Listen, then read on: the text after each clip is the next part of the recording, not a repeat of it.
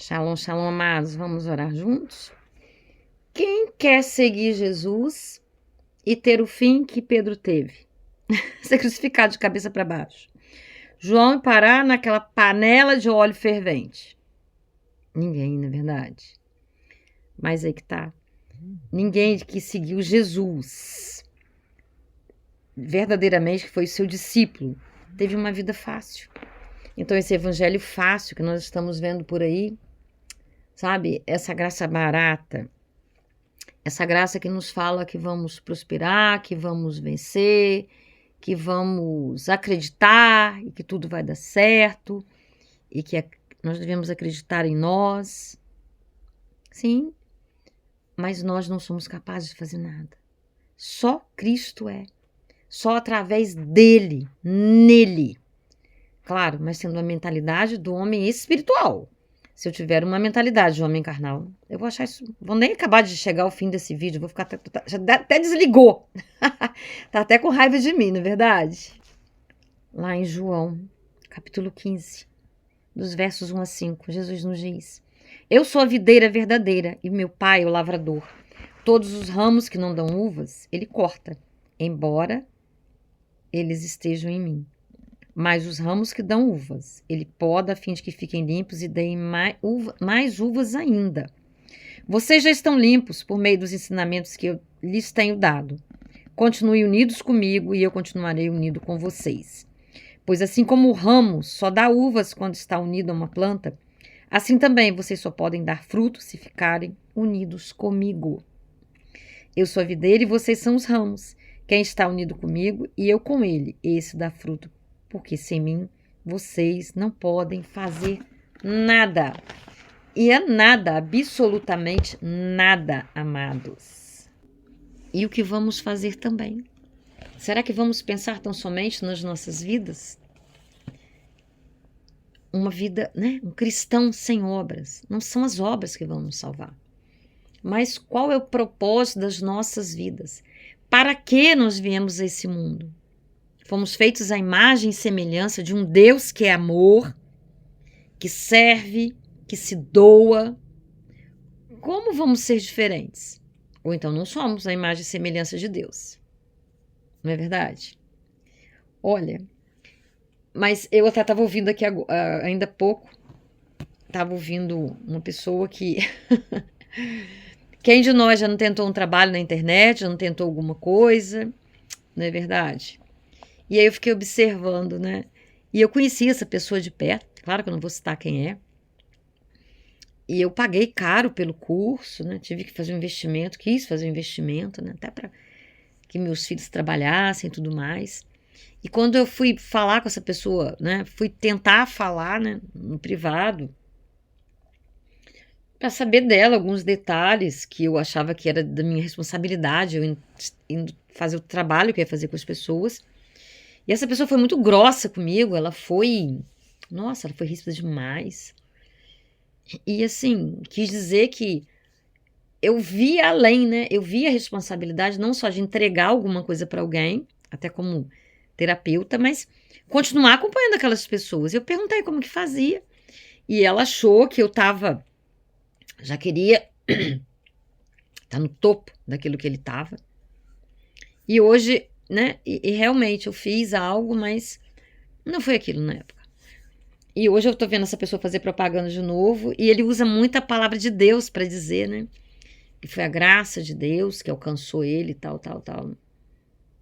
Que era uma pessoa pobre, ficou milionária. Eu falei, meu Deus. E todas as vezes que eu olho, eu tenho que fazer o exercício de dizer: seja abençoado, meu irmão. Eu já te perdoei em nome de Jesus. Pela grosseria, né? Porque quando fazem propaganda, mostra aquela doçura, aquela gentileza. E quando você... de repente, né, não está sob o controle, você olha além do que aquela pessoa está oferecendo e aí ele vê que você não é como, né, Maria vai com as outras, talvez, mas você tem uma visão diferenciada. Você vê o que o outro talvez não esteja vendo, você incomoda. Mas aí eu fico observando, falando, meu Deus, né, para algumas pessoas é isso aí que é a graça. É Deus me visitar e eu me tornar milionária. não que eu não possa ser, não que eu não possa alcançar, não que eu não mereça, não que os filhos de Deus não possam ter isso. Sim, Deus tem uma vida abundante para nós. Mas o principal, eu já falei isso em outros vários devocionais, não é isso, amados. Sabe? Quantas vezes nós pedimos Deus determinadas coisas, ele não nos concede. Sabe por que ele não nos concede? Porque ele não quer nos perder. E ele não quer que nós percamos aquilo que é de mais essencial para a nossa vida. Às vezes nós achamos que a nossa necessidade é aquela necessidade material. Só que ele sabe que aquela necessidade material vai nos afastar dele. Sim. E eu glorifico a Deus por tudo que ele não me permitiu. E eu, quando olho a minha volta, eu falo, Jesus, eu não preciso de nada. Eu tenho tudo. E aquilo que eu peço, tem algo que eu peço a ele, né? Que eu já tive, que eu tive que abrir mão, e hoje eu estou precisando. Mas ele vai me dar no tempo dele, eu sei que ele vai me dar, porque ele já falou para mim que vai me dar. Mas ele vai me dar no tempo dele, na hora dele, quando aquela urgência se fizer uma urgência, uma emergência, sabe? Mas eu digo, eu não estou precisando de nada. E é muito bom quando nós estamos satisfeitos em Cristo. Porque quando nós não estamos satisfeitos em Cristo, nada nos basta. Quando você tem um celular e sai um novo, se você não conseguir adquirir, você fica frustrado. Tem uma roupa e é lançada outra roupa. Porque assim é o comércio, assim é a vida material. Você não vai ficar satisfeito com nada. Você vai querer ter mais, mais e mais. Um corpo assim, fazer cirurgia, colocar isso, tirar aquilo, tudo mais. Mas o mais importante de tudo isso é ter a Cristo. Isso não pode substituir o lugar de Cristo nas nossas vidas. Isso não pode nos levar a uma tristeza, nos levar a perder a alegria no Senhor. Ou então nos fazermos, por exemplo, a pessoa quando é um filho ou uma esposa que não trabalha e tal, depende, né? Exigir isso das pessoas que estão sendo responsáveis financeiramente por nós, sabe? Cobrar e os nossos relacionamentos se tornarem horríveis por causa dessas exigências. Nós acharmos que não podemos viver sem determinada aquisição de alguma coisa, sem determinada realização. Então, sabe, ele fala lá em Mateus 6,33, a Bíblia fala, Jesus fala, buscai primeiro o reino dos céus e a sua justiça, e todas as demais coisas nos serão acrescentadas. Todas nos serão acrescentadas. Primeiro o reino dos céus, porque é o que nós temos de real, o que vai permanecer, o que vai prevalecer conosco. Isso tudo aqui vai acabar, isso tudo aqui minha volta vai desmoronar, vai passar. Só não passará Deus, só não passará o amor dele. Até a fé vai passar, a esperança vai passar, nós não vamos mais precisar. Nós o veremos face a face. E o que vai ficar é o amor, sabe? Então, amados, é necessário que nós estejamos na videira, porque sem ele nós nada podemos fazer que realmente nos traga alegria, que verdadeiramente nos traga paz, que nos satisfaça. Algumas pessoas vão dizer assim, mas dinheiro é bom. Sim, comida boa é bom, tudo que é bom, e é bom mesmo. Mas existem coisas melhores, que mesmo eu tendo essas coisas boas, se eu não tiver essa coisa melhor, que a presença de Jesus é um relacionamento com Ele, nada disso vai me valer. Sabe por quê? Nós não podemos prever nada. Sabe? Quando o dia mal vier, se eu não tiver alicerçado em Cristo, do que vai me valer isso? E o dia mal vem para todo mundo, amados. Vem para todo mundo. Não há que esse dia não venha. Eu desconheço. Então, nós precisamos ter a Cristo. Porque nesse dia, o que vai nos valer não vão ser essas coisas. Podemos buscar, podemos estudar, podemos investir o nosso tempo, mas é não dar prioridade para isso aí. Deixar que isso ocupe a prioridade nas nossas vidas. Tem um maior valor.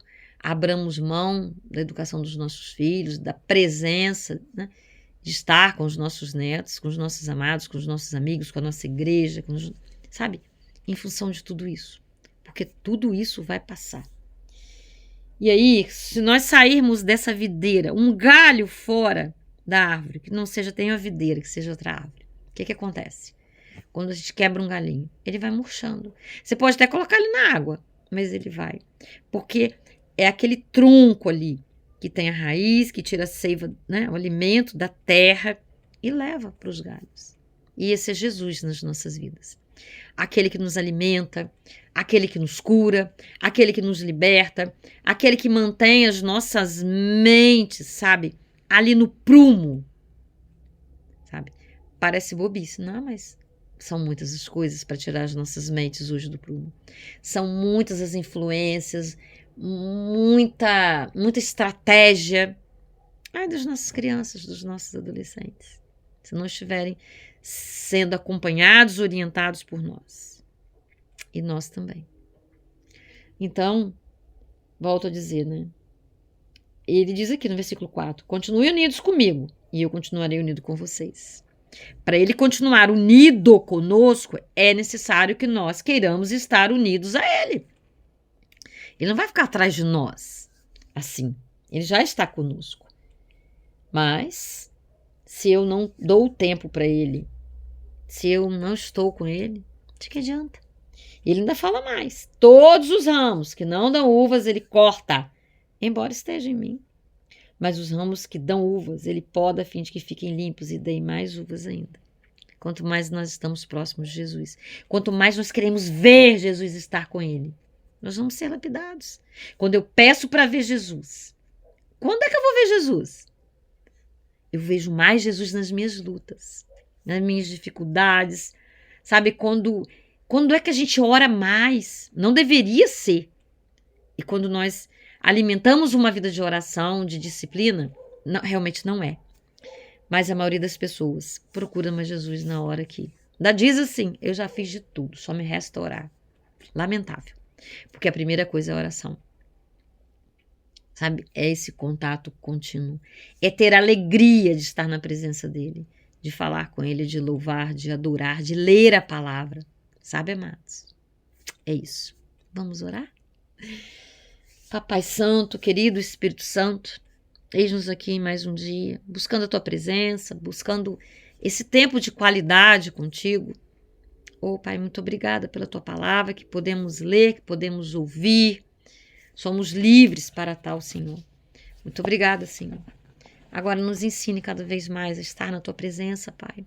A desejar mais do que tudo, Senhor, a tua presença. Porque nem em nós mesmos nós somos capazes de sustentar, de provocar esse desejo. Mas a sua palavra fala que nós peçamos, porque o querer e o realizar vem de ti. Que bom que assim seja, Deus. Então nos ajude, Deus, a querer estar contigo, te buscar, te amar, te conhecer e realmente sermos a tua imagem e semelhança. Para isso tu nos fizestes. Estarmos presos em ti, sermos os ramos ali, fincados no caule santo, verdadeiro, único, misericordioso, bondoso, que não solta as nossas mãos, desde que não queiramos soltar a sua. Tu ainda nos deu a liberdade e não nos toma ela, dia após dia. Nós te amamos, Senhor. Fica conosco. Com cada um que se sente abalado, enfraquecido, por qualquer motivo que seja, Deus. Você conhece, você sabe, Deus. Coloca de pé, Senhor. Liberta, acalma a mente, Senhor. Dê a esperança que precisa, porque o Senhor dá. E o Senhor diz para nós na tua palavra, para orarmos, pedirmos. E estamos aqui te pedindo, ó Deus. Em nome de Jesus. Amém. Aleluias. Um beijo no seu coração, meus amados. Até o próximo vídeo.